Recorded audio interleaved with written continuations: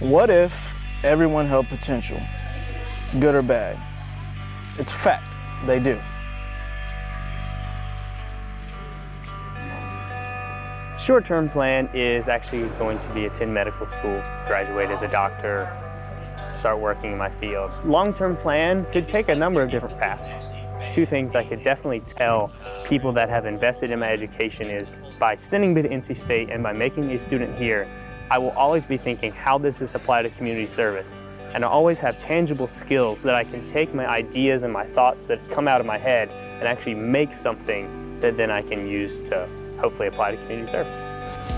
I knew I wanted to do some sort of orthopedic type device, and it's just a very simple linear fixator that goes on the side that has 4 pins, 2 on top and 2 on bottom. So we're working to geometrically validate that and make sure that what we think it does, it actually does. No one's proven that yet. Eventually the hope is to apply it to children in third world countries because it would be so much easier and less expensive to apply than traditional line fixators. Pass this one around over here, so tell me if that's whole grain, okay? Look at these. I was actually overweight as a child and experienced some social and emotional stress because of it, and I don't want others to be limited by being unhealthy.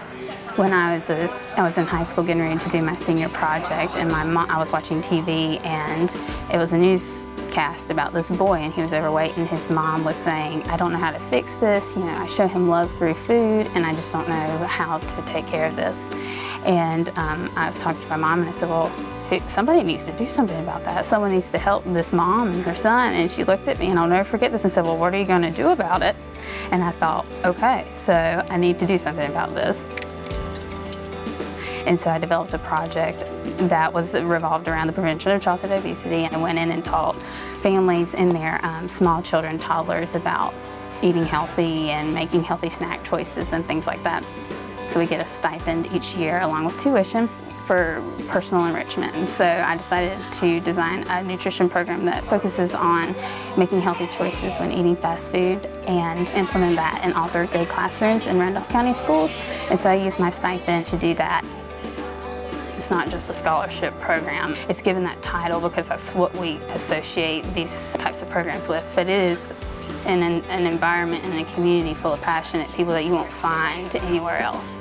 The end decision was to apply to medical school, so I'm in the process of doing that right now, and I'm keeping my fingers and toes crossed. I would love to go back to my hometown of Asheboro, North Carolina, and open a practice there at some point, just because I was sick when I was younger and spent a lot of time in rehabilitation and just getting better, and the support system there, I want to be able to get back to that and give thanks. I hope to inspire kids. I really think that the next generation is vital to our success as the human race.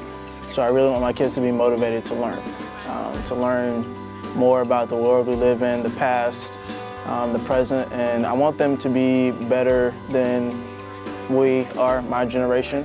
One of the big things I try to teach them, I guess, and help them realize is that they have a voice and they should let their voice be heard, because if they don't, then someone else will more than likely speak up for them, and we want to hear them because they're such a vital part of our society and economy, and will be our society pretty soon.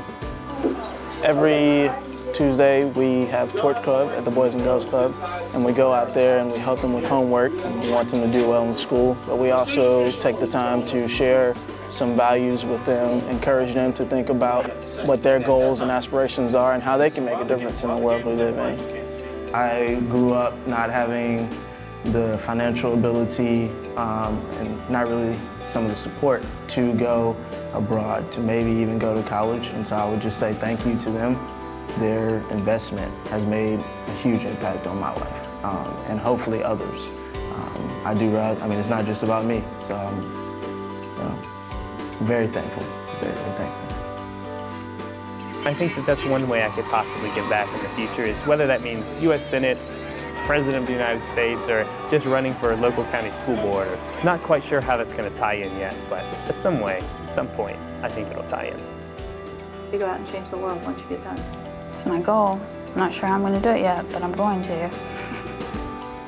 With a bunch of other people. So, Gotta start small, gotta start small. What if no longer exists? And you have all made this campus into a place where students go to grow, rising to the occasion, Hispanic, Black, Caucasian. The world is not ready for an invasion. Changing the world at breakneck speed, and in truth, they are all destined to succeed. What if does not exist? Thanks to you for this.